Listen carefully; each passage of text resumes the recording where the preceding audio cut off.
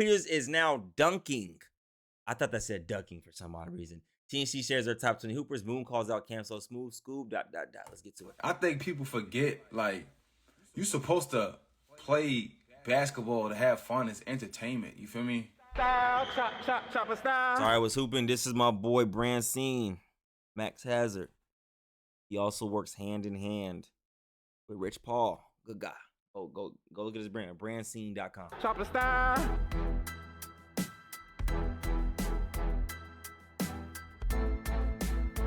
All right. Rob Cologne, Moon, Tay, Cam, BJ Lack, Caleb, Keon, Friga, Dede, Kale, Eli Carter, Burke, Reese, Mike Harden, Jay Horn, Malik, Keyshawn, Ryan. This is just based off of 1v1s, and this is the fan voted ranking. So I'm gonna be honest, bro. There's a few people that I would move up higher and lower. Okay. I will say this. Let's start with Eli Carter. People forget he's 3-1 on TNC. The only loss he took was to Moon in the pay-per-view. So everybody be bashing Eli because of his team setting stuff that he did. Let's not forget he beat Matt Simpson. What was it? 30-9. He beat Dede in Charlotte, right? And then he beat Friga in Jersey. Beat Dede, Friga. Two pretty good freaking wins. People that are above him in the top 10 right here. And then he beat Matt Simpson. You know what I'm saying? Respectable win. You feel me? I will say this. Mike Harden. You will forget Mike Harden beat Dede. You will forget Mike Harden only lost by a possession or two to Kel and Cam. He's a 2 possession or 1 possession away from making it different.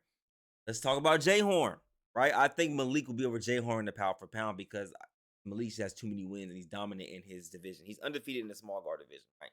Jay Horn, we've seen lose a few games recently. So I would have Malik over Jay Horn.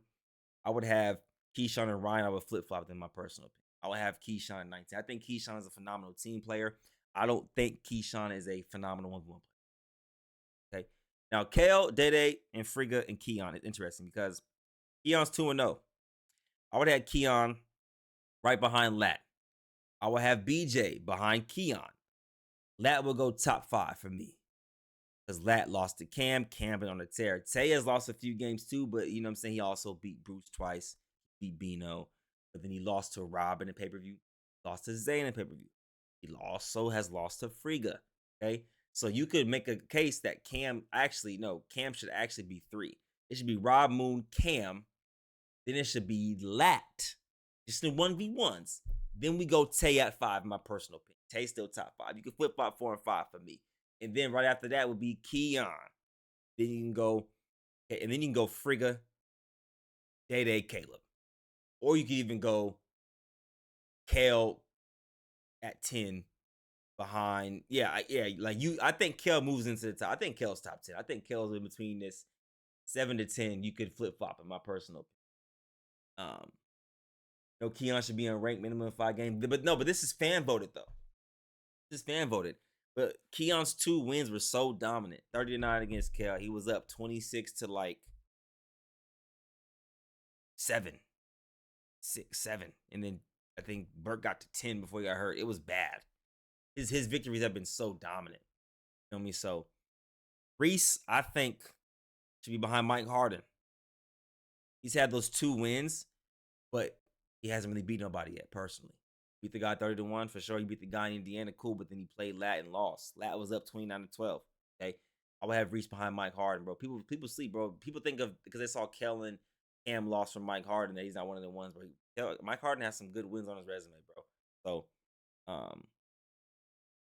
yeah, I would put Reese. I right now, I haven't seen enough of Reese, right? And hear me out. They're gonna say you haven't seen enough of Keon, but like Keon's 2 wins was so dominant against guys that could arguably be top 10 in Kellen Burke that you can't ignore it. Reese, one time he got a guy that's top 5 in the TNC world, he lost, right? Almost pretty handily. So I would put Reese and Ryan almost in the same ballpark. I put Keyshawn last. I would put Reese and Ryan around the 17-8. Actually, no. I would move Ryan right behind Mike Harden above Jay. So Ryan would be around 16 or 15. Mike Harden moves up to about 14 or 13, right where Burke is. You know what I'm saying? Because Burke has had some losses too. He's also had some good wins. But Reese and Keyshawn for me drop to the bottom. Then Jay Horn is like 17 for me. Malik got to go higher because of his dominance in the small guard community. But let me know what y'all think. But hopefully I'm making sense. I'm not jumping all around. But if I can redo it, I'm gonna have to redo this. I'm gonna redo this. I think I'm gonna redo this when I get some time to really think about it and really make it good.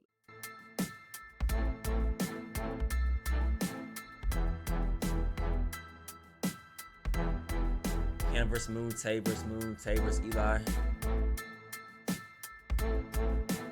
Yeah, Keon, because Cam been putting belt to you in team settings, bro. It's been embarrassing.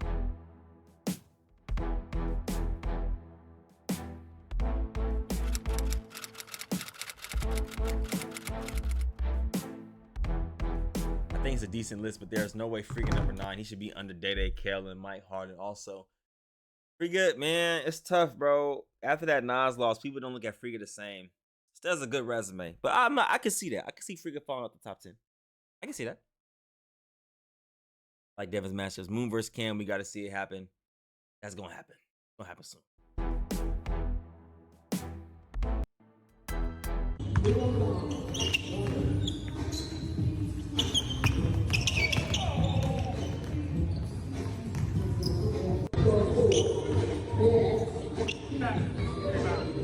I'll get it.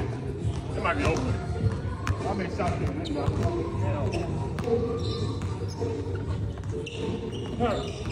This is over. I promise you. I promise. Hey, don't make problems. All right. That's why I made it. Don't make problems. That's why I made it.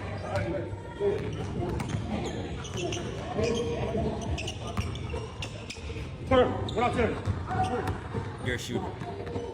You're a shooter.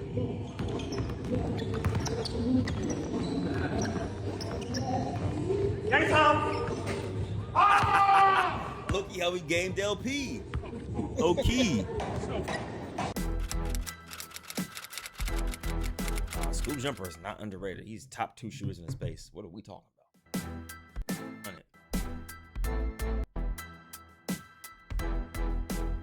Can't use that 36 statement, bro. You just front flip, Nitty, off of a table. Hey, so if you gotta throw a perfect lob, Something wrong, huh? you ain't got that much bounce. Let's see it then. Never mind. Never mind.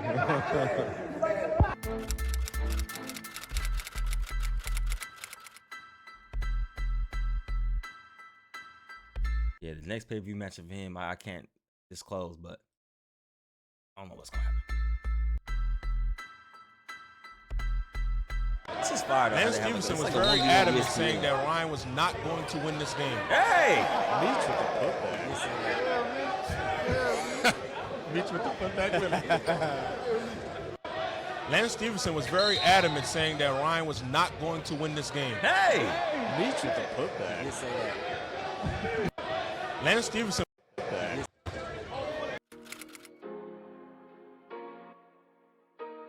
Meach versus Lay. Now, Meach versus A. Millie. If you know, you know. Definitely not standing for the ball just because he crazy. So acrylic, get out of here, Ty. Ty talk about acrylic, he crazy, bro. But we out here though, you know what I'm saying?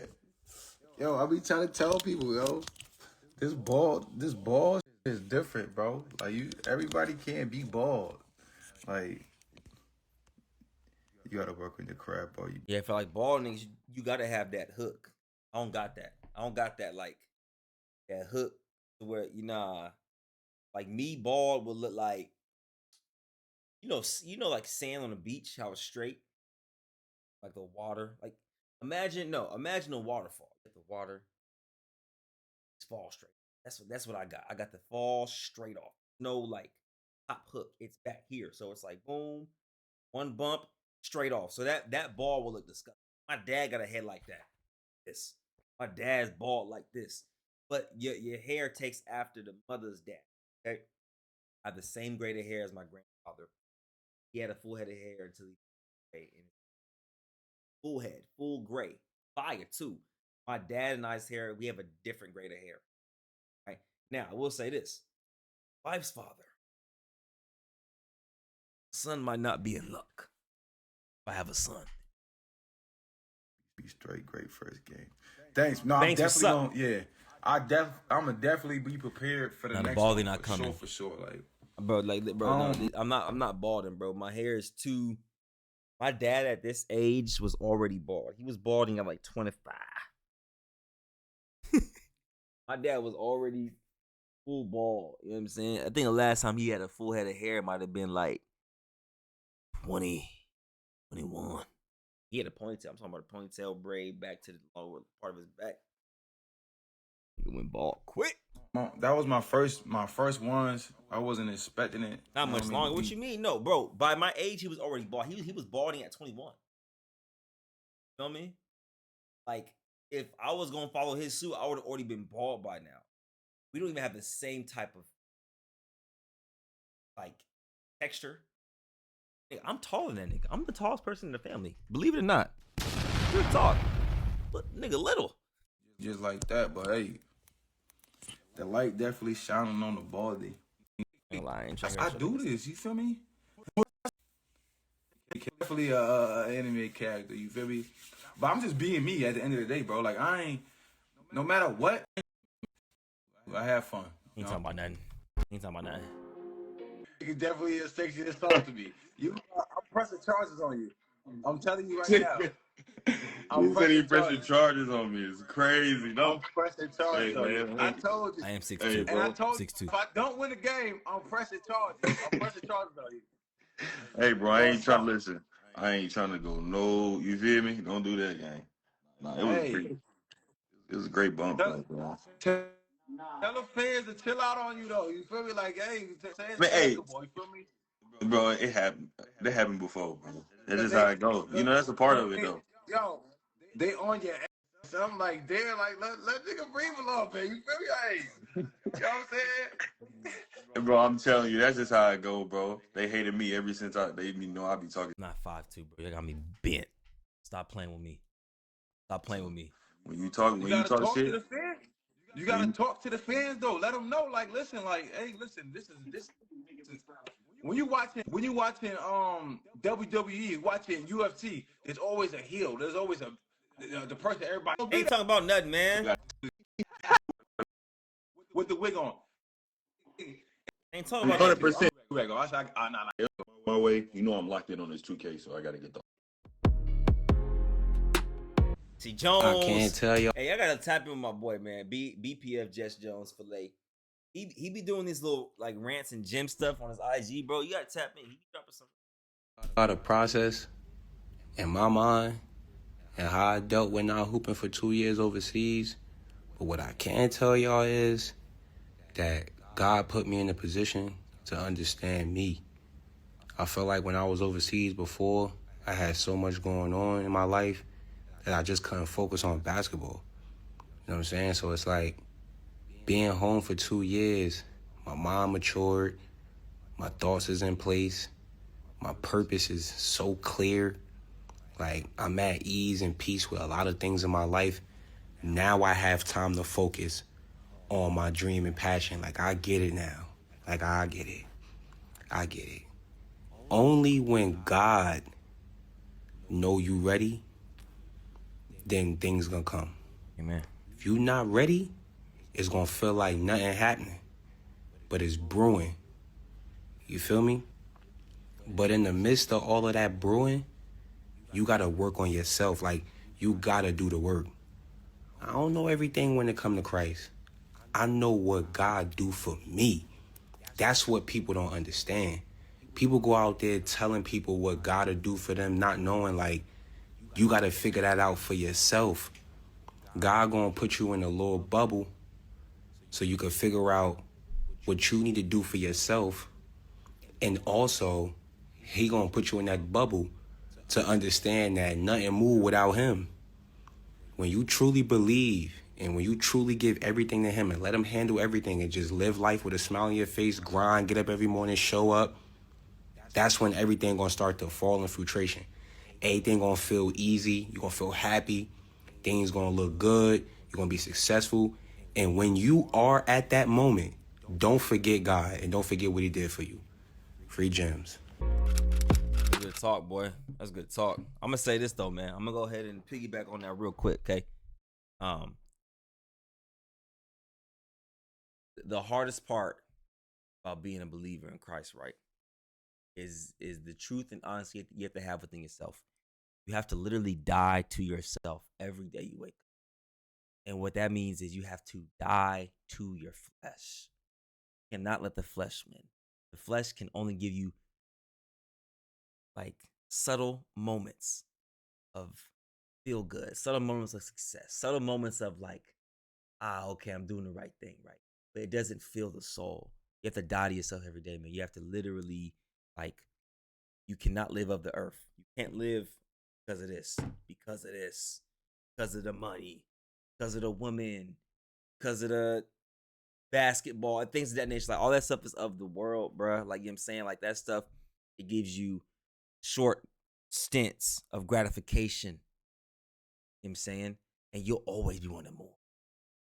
Like, look at the movie Venom, right? No matter how much he eats, he's always going to want more.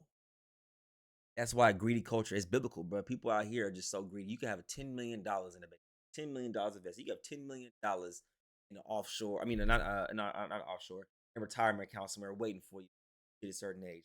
But the culture of America, the culture of the world is always going to want more. We're the greediest culture, we're the greediest specimens. No matter how much we have, we see the next person having, like, oh, I need that. You can have a Rolls Royce. F the cars. You can have a 5-bedroom house, 5-bathroom. You see your boy moving up the street, and he has a 6-bedroom, 6-bathroom. Like, I need to go get 7 and 7. You can live on 5 acres. Your man's bought a 5.1 acres. Nah, I gotta be at 5.2. That's the problem with society, bro. You have to be okay with what you living with and living in. You know what I'm saying? I'm very content. I'm very happy. And yes, I fell short sometimes. I fall short all the time. I'm not perfect. I sit here on social media sometimes and I have conversations with my wife and I fall short. I find myself comparing. That's why I had to literally let go and give it to God and say, look, I can't be on social media just sitting here comparing all damn day. You feel me? So I know that no matter what, worst day is somebody's best. Same for me. Same for y'all watching. You feel what I'm saying? At the end of the day, there's someone out there wishing they were in you. So stop comparing yourself to someone else that is above you. No one's above another human. No follower count, no dollar amount, no notoriety or fame is going to put another human above you. They might get a little more notice for sure because people are like, oh my gosh, that's so-and-so, I need a picture, whatever the case may be. But I've been in a moment where I've been a shell of myself. I've really sat there and witnessed people like pass me by and go get pictures of other people. I'm like, damn, I'm not working hard enough.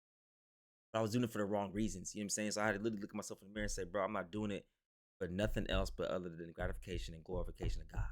That's it. That's all. That's literally all I do it for now, and my family. That's it, bro. Feel me? I don't do it for the pictures and the followers and all that, bro. People get so tired. I've been around it so much. Been around this for so long. I'm sorry I'm rambling, y'all, but let me off a little bit. I've been around for so long that I've seen people literally sit here and live and die by the follower account, bro. It's like the episode of Black Mirror where it's like, you're not validated enough if you don't have a 4-star or 5-star review or this and that. I'm like, bro, like, we sit here and let numbers dictate how we treat people. It's actually sick. Very sick, man. But that's my spill for the day on this video in particular, man. You know what I'm saying? Whatever you believe in, I'm not sitting here trying to make you a believer. If you don't believe, that's your own journey. But I'm saying what works for me. This life in this space, you have to be content with yourself and get right with God if you want to be an entrepreneur or content creator. Work for me. That's work for me. Okay. So I just want to go ahead and say that to you guys. And they always say comparisons is for joy. You keep your head down, keep working, but at the same time, keep your head up, chest out. You know what I'm saying? Embrace the journey. Sayonara. Peace.